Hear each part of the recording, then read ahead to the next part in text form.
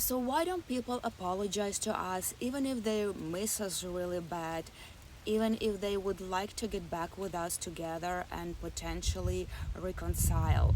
There are a few reasons why not. So the first reason is the conditions.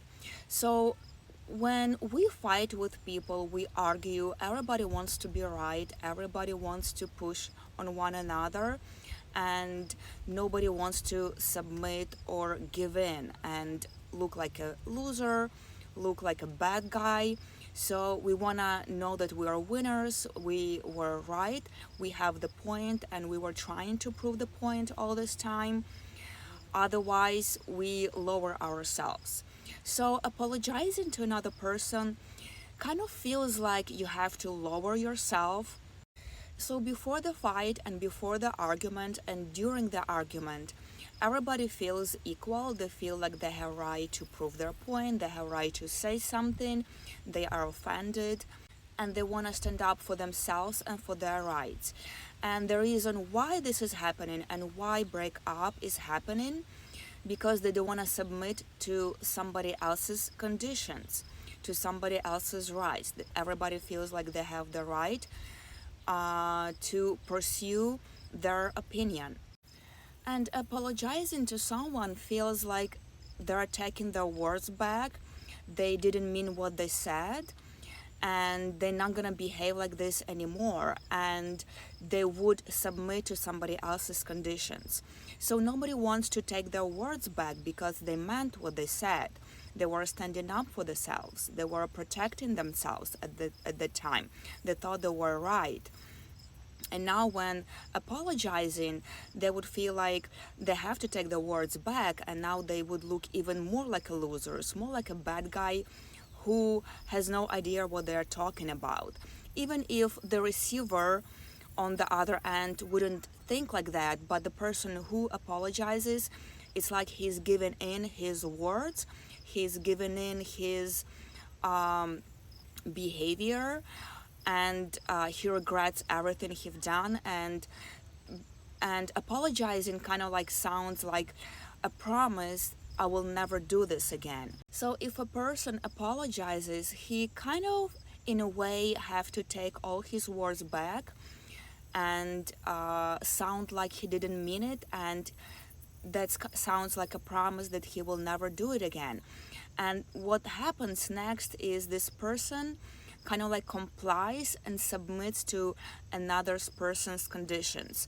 So before you were equal, now the apologizing person have to submit to the other person's conditions, meaning that apologizing person cannot argue back anymore, cannot stand up for themselves, cannot protect themselves, cannot prove their point anymore, cannot have opinion anymore. And a lot of people don't want to take back their opinion, they don't want to take back their words, because at the moment they felt it's right, and maybe they still continue thinking it's right. And it has something to do with submission and promises, and people are afraid of submission and afraid of promises because that means now you can do whatever you want, now you can treat me the way any way you like, you can misbehave and mistreat me the way you want. And people don't want that. They don't want to come apologizing, given a promise that is never going to happen this way. Submit to your conditions, submit to your rules, and make you in control of the situation and feel lower, because that makes them feel like a less person, like a lower, less of a person. And even if potentially time goes by and people rethink about the argument, rethink about the breakup, they regret a lot of things they said, a lot of behaviors they've done, it's still really hard to come out there and give in everything you were fighting for at the moment and look like a complete idiot, or look like a loser, or look like a fool, because that does make you look like a fool in some way. And it kind of like takes away your rights of being protective of yourself and having opinion and point of view. So for a lot of people, it's easier not to go back to those relationships, not to reconcile, not to make up with the person, then give up your words and your protection and standing up for yourself, because it really can get scary. It's like you're really lowering yourself down to the place you don't want to be at. And especially submission and compliance can be very scary for a lot of people. And apologizing person not necessarily is complying and submitting to another person rules, but that kind of seems like that, and in some way it can be true. The other person kind of like have an upper hand and he looks and feels right even if he weren't. And who knows who was right and who was wrong in the first place. It's an argument between two people. Everybody stands up for themselves, everybody have a point, and maybe people are just sick of each other and they fed up with each other and they don't connect with each other. Maybe there was a lot of things that were said and done to begin with that lead to this breakup or led to this argument or misunderstanding. So going back to submission, a lot of people find it really hard and tough to deal with. They're really scared of submission to another person's conditions.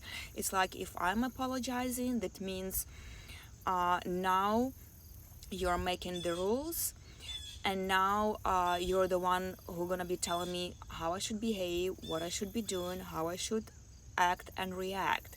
And people don't want that. They want to go back to another person's conditions. That's very important. People don't want to submit. It's just easier for a lot of people to break up and never reconcile back again, even if they miss you, even they really would like to be with you, and even if they were happy with you. For them it's easier to sit like that and stand their point and stand their opinion. They feel like they're more proud of themselves, and they feel like they stand up for what they say, and they don't feel like losers in this way. So waiting for an apology in this case can be really tough, because if the person is in this mindset, most likely he will never come back apologizing. If he's very stubborn and still want to stand his ground even if he's potentially wrong. And most likely we expect an apology for those people who less likely to apologize. And a lot of times we can find ourselves in a situation where people apologize to us where we least expected, and we don't need it. We don't necessarily wait for their apology, but they would apologize. But the people who we really crave apology from, who we just sit and eat ourselves out and punish ourselves and suffer a lot, and we really crave this apology from them, this is the person less likely to apologize in front of us.